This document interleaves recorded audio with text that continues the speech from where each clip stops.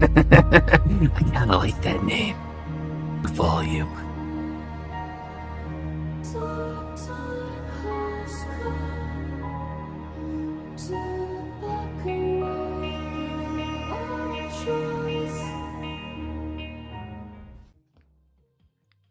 Hey, what is up, guys? Welcome to the channel. If you're new, be sure to hit the like button and subscribe. I wanted to talk about the new Battle Pass card that just dropped, and I think there's going to be a lot of people not loving this card at the start.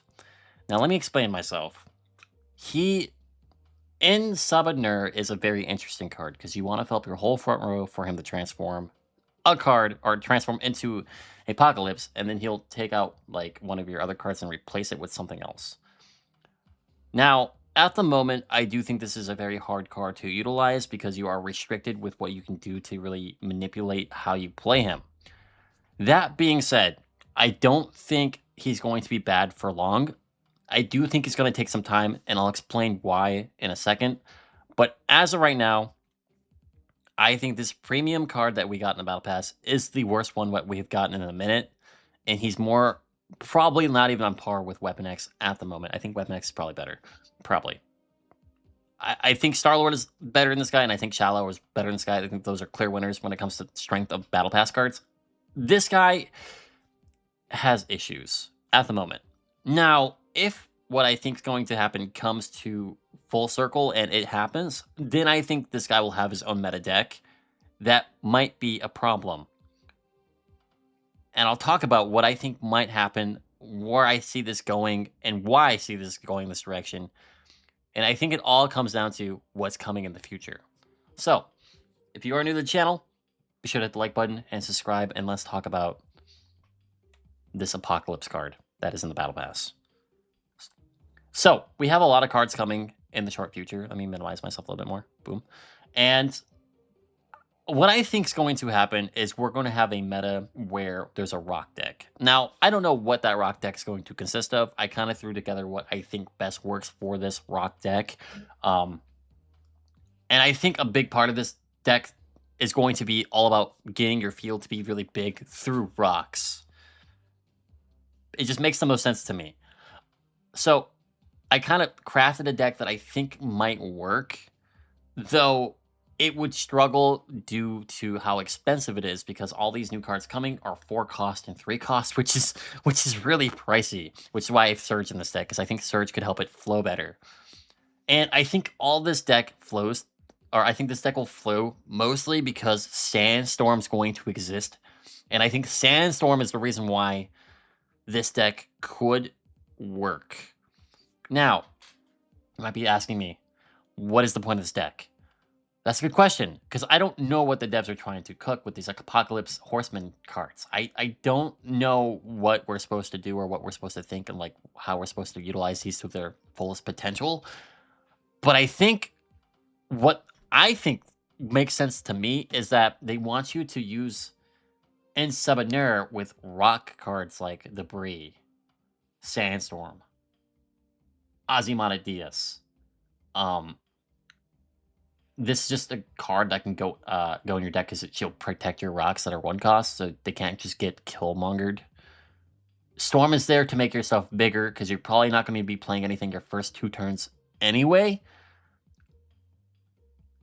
Surge is there to make your deck just float better. So if you get her turn 2 or turn 3, you can play her and just start flowing and making yourself a little bit more pricey or less pricey.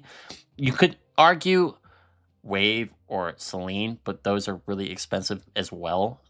Well, Wave isn't expensive, but Selene is. 5 cost is kind of crazy. You could probably aim for Magic in this deck for a turn 7. I do think that is a reasonable thing to do.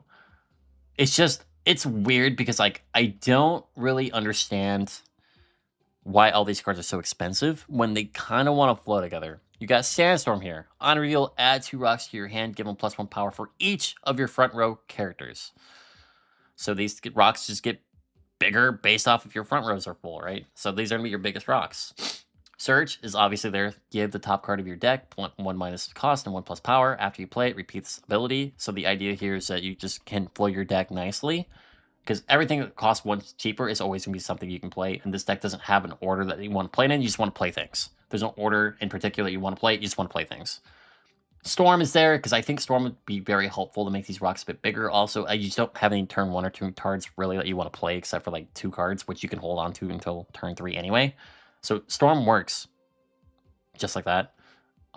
Gambit is in this deck because you're creating enough cards on the field to make him destroy things to make your opponent smaller. So I think Gambit makes sense in this deck the most.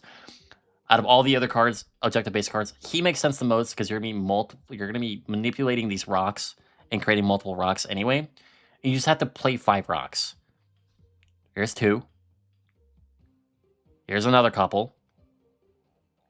I don't know if the Ice Cube actually has... I can check. A power? Yeah, it does. So that would count. It's a creative card. That's 1 power. So the Ice Cube would count. There's enough in here to create for Gambit to proc his ability, which I think is the whole point. You have Iska, which is probably your... Oops. You have Iska in this deck. I think Iska is by far the strongest card in this deck. Easily. And to turn, if you're losing, this location doubles this card's power. You can really manipulate this. This is very strong. This is a very strong mechanic. Even though it's got 2 turns to really, flow, it gives you control. I think Iska's a very strong card.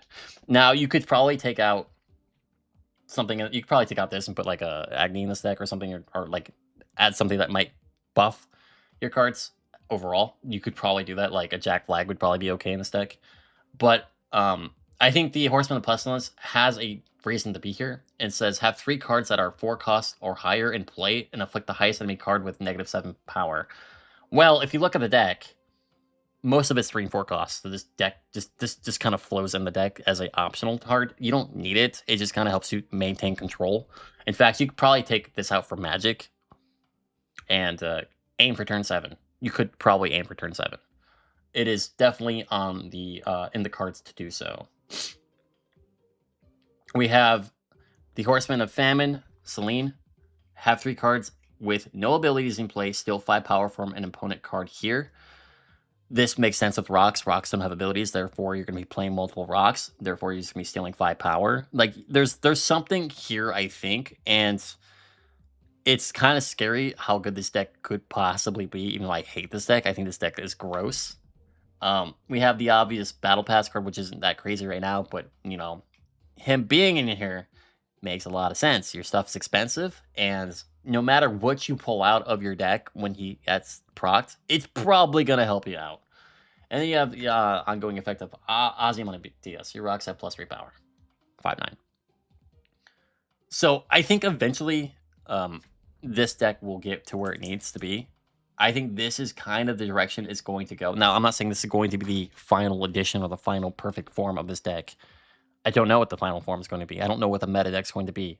I can only speculate that it's all about creating rocks, abusing rocks, stealing power from your opponents, and protecting your own stuff. And I think the only flexible card in here that you could probably take out is this one. Like, it's a good card. It makes sense. But I don't really know if you would need it, because you're already stealing 5 power of Celine, and you're stealing, something with each. The issue with this deck is that it's just really expensive. In 6 turns, it's a very expensive deck, because you have very limited amount of time to play all these cards. 6 turns is not enough to play all these cards, which is why I think Luna Snow is important, which is why I think Surge is important. It makes the deck cheaper and able to, like, flow nicely. But even with that being said, if you're not opening up with Surge and Luna in your hands, it could be inconsistent. Which is why I think Iska and Gambit are going to be kind of like necessities, because Gambit can clear the field once you catch up, and Iska's just going to, grow in size. Let me know what you guys think about, the current, like, situation of this Battle Pass card. I didn't want to be negative about this Battle Pass card. I think he's fine. He is on the weaker side at the moment, but I think that's on purpose. I think that's designed on purpose because of all these cards we're about to be getting in the future. And I think something like this could come to fruition, where we see something like this. Some meta busted rock deck that's just absurdly broken and going to run the meta for a while. The only thing that I could see beating this deck, like realistically beating this deck, is like Fing Fang Fooms. Phantom X might be okay to fight into this because he can take a lot of power away from those rocks. I would say Killmonger, but like if you're running this thing, you don't have to worry about it because you're going to be protecting all your rocks anyway. Which I guess is optional. You might not run into a Fing Fang Foom. Shoot, you could probably throw a Luke Cage in here to really protect your stuff if you wanted to. But this is just what I thought off the top of my head when I thought of like the current like situation of the Battle Pass card and Sabah Nur. So let me know what you guys think. Am I onto something here? Am I missing something? Or is there cards that I could replace to make this better? Like I think Magic is definitely a flex-in for this thing.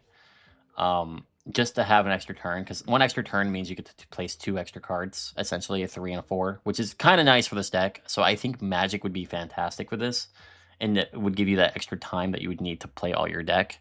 So, and also it's missing draw power, so that's something too, that you don't have any draw in this deck, so you can't play your whole deck all the time.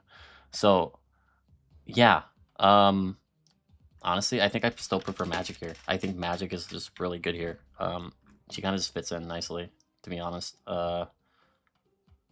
So, what do you guys think? What do you think this is the meta we're going to be end up hitting pretty soon? Is this the path that we're going to be taking? Honestly, Drax would work in this deck too.